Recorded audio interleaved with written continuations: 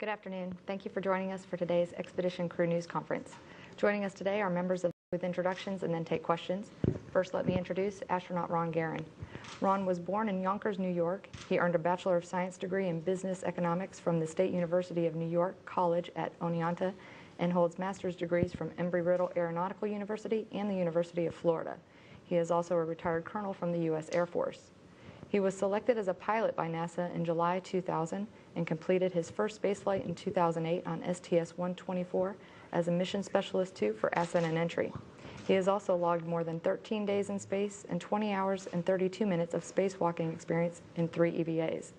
We'll turn it over now to Ron to introduce his crewmates. Thanks, Nicole. Good afternoon. I just want to introduce my crewmates. To my left there is the commander of the Soyuz spacecraft, Alexander Samokotyaev, and Alexander is a lieutenant colonel in the Russian Air Force. He's a former test pilot, was selected as a cosmonaut in 2003, and has been training since then for his first mission, which we're about to embark on. His wife Oksana and daughter Anastasia are here with us today, so welcome to you.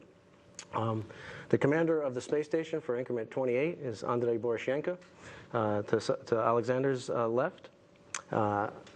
Andrei graduated from the Leningrad Military and Mechanical Institute, and he is also in the cosmonaut class of 2003, and he went to work for Energia and was involved in some of the motion control for the Mir space station, and also was a shift flight director at Mission Control Moscow. And so together we are the Expedition 27 and 28 crew. All right, thank you so much, Ron. We'll start with questions here from the Johnson Space Center, and we'll start on this side. If you'll state your name and affiliation. Hey, thank you very much. I'm Mark Carreau, and I'm representing Aviation Week and Space Technology. I believe my question's for Ron, but anyone else involved would be welcome. I want to ask you about Dragon operations during your time on the space station and kind of what you train for and what you sort of anticipate at this point, if anything. Well, that's a good question, one that we don't have an answer for right now. We are trained all the way through capture and mating of the Dragon capsule, and for me that's really exciting to do that. I was involved in the source selection for what's known as the Commercial Orbital Transportation System, so it's really exciting for me to see this commercialization of space take root in these first few steps here. What we're actually going to do is to be determined yet, so we're looking at that. There is some discussion about combining 2 of the demo missions into one mission, and what time frame that will be is still under discussion as well. So to answer your question, we are trained all the way through the operations of mating if it comes down to that. If you were on orbit and they made a decision to do some of the, to bring it and berth it, would you have to do additional training, or would it be just sort of refresher training while you were already on the space station? Have you worked that out if it became necessary, or are you kind of good to go, as it were? Well, we're good to go. We would do refresher training on board. We have the facilities on board to practice the robotic operations that would be necessary. So we would build up our proficiency by using the onboard traders that we have. Hi, Robert Perlman with CollectSpace.com. I believe that your launch will kick off Russia's celebrations for the 50th anniversary of human spaceflight of Yuri Gagarin's flight. I wonder if you could share, as a crew, what your what activities are being planned to support that, both in relation to your launch and then on the anniversary itself from space. Okay, yeah, I think we'll each take a turn answering that, because I think that's a really important question. For us, this is obviously a very big event. This is something that we really want to recognize, and way back when we were in training, we realized that we were going to coincide with this very important historic moment, and so that's why we included that in our patch design for the Expedition 28 patch, and as you see, the Soyuz patch as well included that. So we got permission from the families of Yuri Gagarin and Alan Shepard to include their names on our patch in recognition of these historic events, so it's something that's really, really important to us. Back, 50 years ago on April 12th, we as a species became different. We were no longer confined to the Earth, and I think that was a pivotal moment in the history of humanity, and I think it's well worth recognizing this. And I'll just turn it over to my crewmates because there's a great deal of celebrations planned. There's a great deal of activities planned both in the U.S. and in Russia and actually around the world. Для нас, как представителей государства, откуда был выполнен первый полет человека в космос, чествование этого праздника уже начались, потому что вы, наверное, все знаете, что решением правительства Российской Федерации 2011 год был назначен годом космоса в России, поэтому для нас он уже начался 1 января. Естественно, для нас большая честь то, что мы являемся первым экипажем, пилотируемым экипажем в этом году, который будет стартовать с космодрома Байконур. Наш старт намечен с площадки, с Гагаринской площадки, так называемой, с той самой, с которой 50 лет назад стартовал Юрий Алексеевич Гагарин. Единственная разница небольшая во времени. Мы планируем стартовать 30 марта, а не 12 апреля, как это было 50 лет назад. Но нам очень приятно, и мы очень гордимся этим доверием. We represent the country that sent the first human into space. So the celebrations in our country have already begun. And as you probably know, the Russian government declared 2011 the year of human space flight. So this year has already started for us, as well as the celebrations. And of course, for us, it is a great honor to be the first piloted crew. This year, the first crew that will launch from Baikonur, and we are going to launch from Gagarin pad. This is the exact same launch pad where Yuri Gagarin launched into space for the first time, but our time, however, is different. We're going to do that on the 30th of March, not on the 12th of April. And of course, as I have mentioned, we are very glad and proud.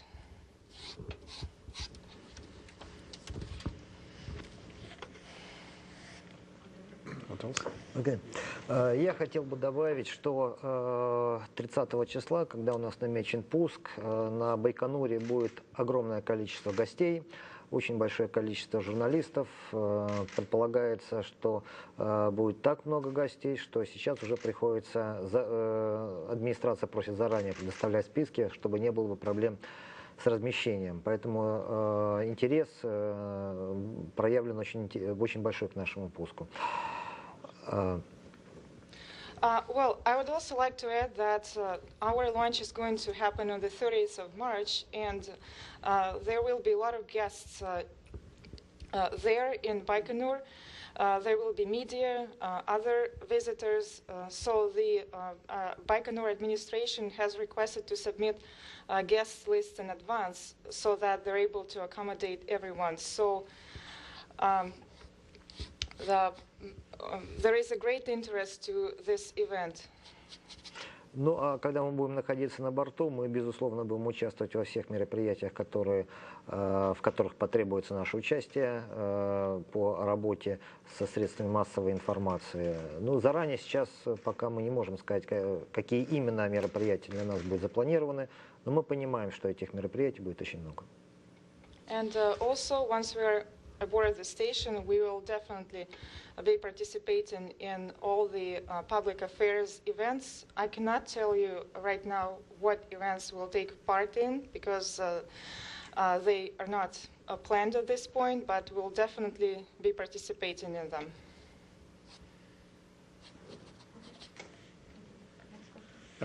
Jim Oberg with NBC News, and for the commander, you will be commanding the spaceship Gagarin. Is that your call sign, or do you have another call sign, Pozivnia, another call sign for the Soyuz? Good question.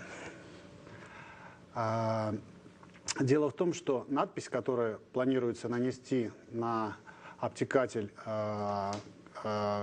нашего корабля, это будет просто надпись Юрий Гагарин, символизирующее имя первого человека, покорившего космос.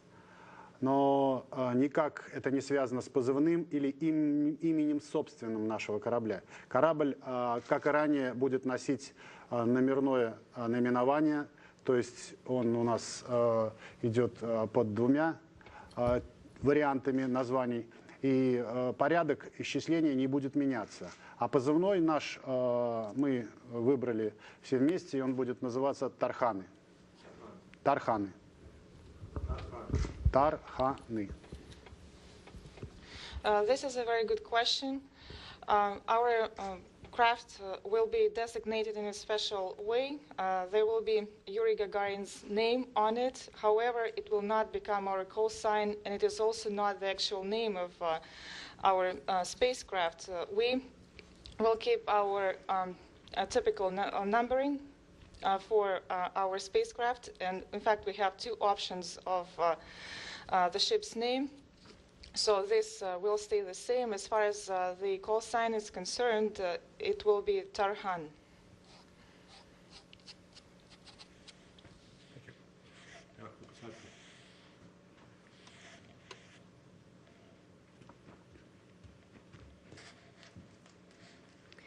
Jill Tolk, representing Bay Area Houston Magazine. Question for Andre. You were a flight director at MCC Moscow, and now, of course, you're a cosmonaut flying on the ISS. What is it like for you to have worked both sides of space flight operations? Or what will it be like for you to do? Маленькое уточнение. Я был сменным руководителем полета в ЦУПе Москва. Я рад, что судьба доставила мне возможность посмотреть на нашу работу с обеих сторон, со стороны Земли и со стороны экипажа. И мне представляется, что, возможно,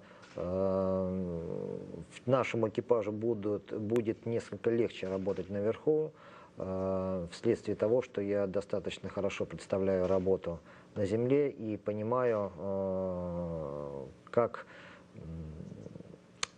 стоит организовывать работу на борту для того, чтобы нам было бы легче работать вместе, одной командой.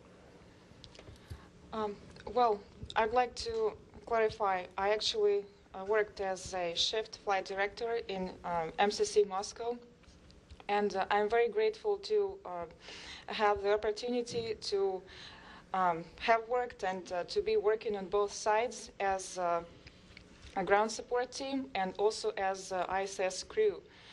I think that this will make things much easier for me once we are on board the ISS. It will be easier to work since, like I said, I know both sides. I know what it is like to be on the ground, and I think, therefore, I will be able to better organize our activities on board the station. And I think overall it will make our work on ISS much easier and smoother. Thanks, Mark Carreau for Aviation Week again. Could you discuss any spacewalks that fall under your mission and kind of what duties would transpire and when even approximately they're planned for?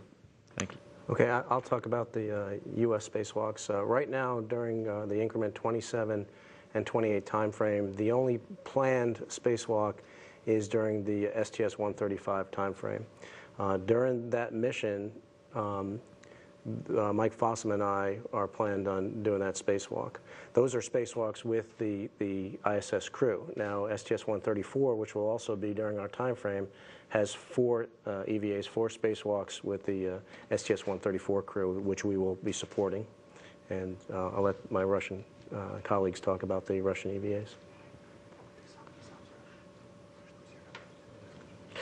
То, что касается российского выхода, у нас запланирован один выход с российского сегмента. Сейчас мы проходим подготовку по этому выходу, и во время этого выхода планируется установить научную аппаратуру и провести работы на внешней стороне, снаружи станции, для того, чтобы облегчить работу в дальнейших выходах. Не только наших, но и которые последуют после нас в следующих экспедициях. Well, we're planning on having one Russian EVA, so there will be one a spacewalk from the Russian segment. Right now, we're being trained for this spacewalk, and during this spacewalk, we're planning on installing certain science hardware, and also we're planning to perform activities on the external side of the station so that future EVAs, the EVAs that next future increments will be performing are easier in the future.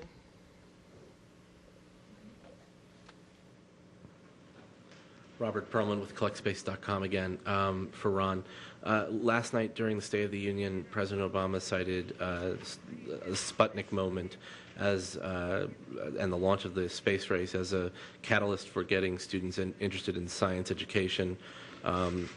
What plans do your crew have to extend education as a national goal for both Russia and the United States through your work with students from the space station? Well, our mission is going to be chock full of education outreach activities. That's one of the big things that we're going to be doing. But, you know, let me just step back for a second and just tell a story about how the space program affected my own educational background. And, you know, I was a young high school student in Yonkers, New York, and, you know, I had dreamed ever since the first moon landing to become an astronaut. But during that time frame when I was getting ready to go to college, as far as I was concerned, this kid from Yonkers, you know, we didn't have a space program. It was after Skylab. It was before the first space shuttle mission. And so I went off to college really not knowing what I wanted to do with my life. When I was a sophomore in college, we had the first space shuttle mission. And the very next day, I went to my advisor and I started taking math and science courses and started pursuing a degree in engineering, because that reawakened this dream that I had since I was a young child of flying in space and getting interested in space. So from a personal experience, you know, I could tell just the fact that we are in space and we're doing what we're doing and we're doing the amazing things on the space station that we're doing, you know, that I think is an inspiration to young students. But we're not going to just, you know, that's not enough for us. We you know, the science that we're doing on board, not only does it affect the Earth, you know, not only does it allow us to go further and further in the solar system, but it also, you know, really helps us on the planet.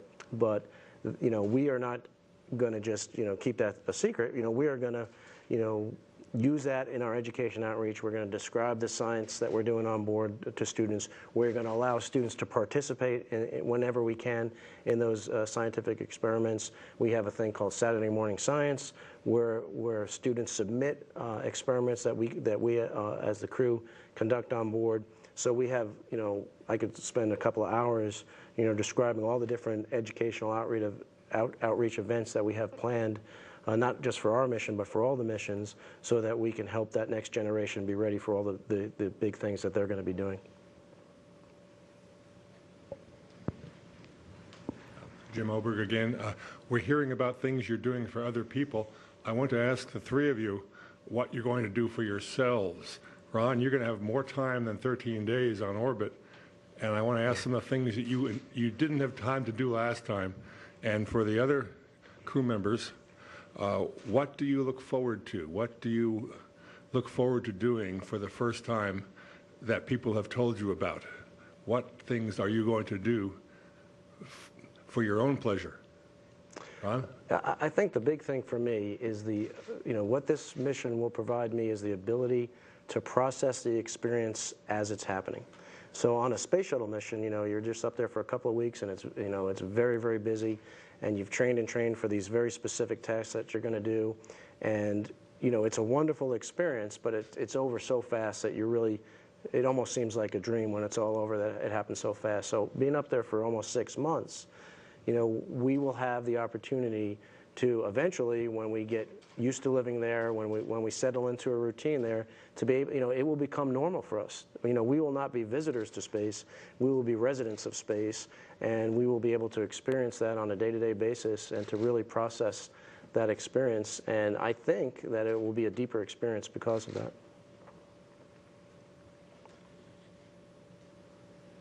We forgot the window. Do you want to? Окей, well, я, наверное,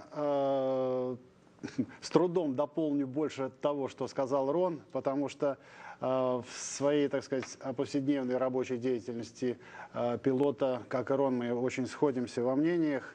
Единственное, что могу дополнить, что я, наверное, с нетерпением жду посмотреть на Землю в иллюминатор. Мне кажется, это волшебное впечатление, которое испытывает человек, первый раз глядя на нашу планету и, как говорят, очень-очень красивую из космоса. Well, it is really hard to add anything to what Ron has just said. And we both are pilots, so we basically have the same ideas about what we'll be doing there. I would only like to add that I'm looking forward to look down on the Earth from space. I think it is truly a magical moment to be doing it for the first time from space. And as they say, our Earth looks very, very beautiful from there. Ну, я могу сказать от себя, что для меня, так же как и для Саши, это полет первый. И для меня, наверное, любая работа будет крайне интересной, потому что она будет новой. Но я предполагаю, по рассказам уже летавших космонавтов, что очень интересно фотографировать Землю и ловить интересные снимки земной поверхности. Я видел разные фотографии, выполненные в разное время разными космонавтами. Мне кажется, что достаточно трудно найти какие-то свои интересные снимки, но я очень постараюсь это сделать. Это первое. И второе, значит, я надеюсь совместно с наземной группой управления Московской провести некоторые эксперименты, которые будут направлены на выработку методик управлений дальними космическими полетами, пилотируемыми на Марс, на другие планеты Солнечной системы. Там есть над чем поработать, есть что проверить. This will be the first space flight for me, as well as like for Alexander. And I think that due to this, any activity that we'll be doing there, any work will be interesting for me because any task will be new. Of course, I will enjoy taking pictures of Earth. I think it is a very interesting and undescribable experience. I have seen many pictures taken by other cosmonauts and astronauts taken at different times. So I think it will be quite difficult for me to take unique pictures. However, I will try to accomplish that. And secondly, I'm planning on doing certain work with ground control team in Moscow. We'll be doing experiments to develop methodology to control and monitor human space flights to Mars and beyond.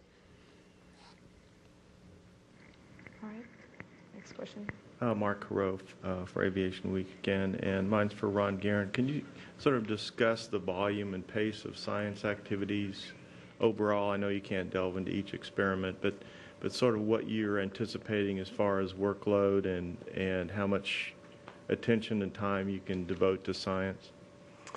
Well, you know, we are just starting the pure utilization phase of the space station. So with the increase to a 6-person crew, that affords us a lot more time to do science. So the exact percentages, I don't know what it's going to be. It all depends on the other things that are going on. We are going to have a lot of visiting vehicles that are going to take up a lot of time. We do have spacewalks, so all of that has to be figured into our timeline. But I'm really looking forward to all of those different experiments that we're going to be doing. The material science, the combustion research, the research on the human body, all those things that we're going to be doing. And I'm really looking forward to seeing the results of those things. And, in some cases, we're what I would call lab assistants, and in other cases we're lab rats, where we're kind of what the experiment is being conducted on. And so we have the opportunity to participate and to contribute in both those aspects. So a significant portion of the day is going to be taken up with one of those two types of assistance with the experiments. And pretty much, every day there's going to be something going on in the science department. So we're looking forward to that. Okay, any other follow-ups on this side? I have a question. Yes.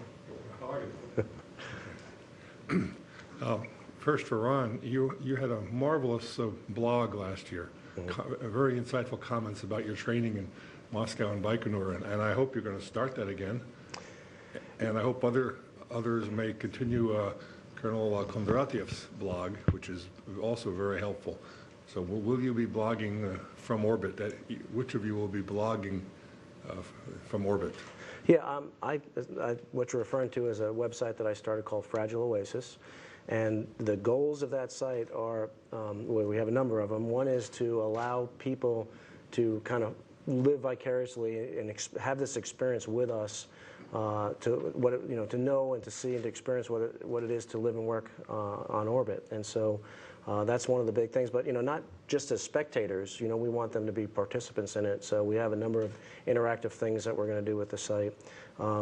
Another big goal is going to be to use the unique orbital perspective to shine a light on some of the challenges facing our planet, and so that's another big part of it. But I'm going to continue. I'm going to do it as much as I can, as much as the timeline allows, because I really feel that is an important thing. I feel a responsibility, as I think everybody does, who has this privilege of flying in space, to be able to share that as best we can with as many people as we can. So I'm going to do my best to do that.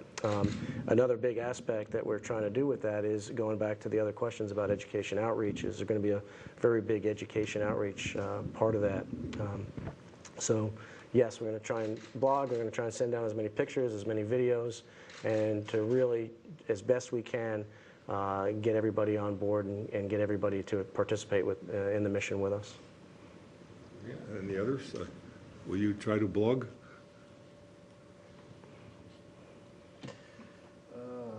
Я думаю, что мы сейчас пока сложно сказать, будем ли мы писать именно блог или будем в какой-то другой форме делиться нашими впечатлениями. Но, безусловно, мы постараемся это сделать и попытаемся мобилизовать все наши способности и все наше красноречие, чтобы передать все то, что мы увидим на борту станции, и рассказать о своих впечатлениях. Well, it is hard for me to say whether we'll be actually blogging or sharing our experience in any other form, but certainly we'll try to do this, and I can say for sure that we're going to use all our resources, all our eloquence to share our impressions of living aboard ISS.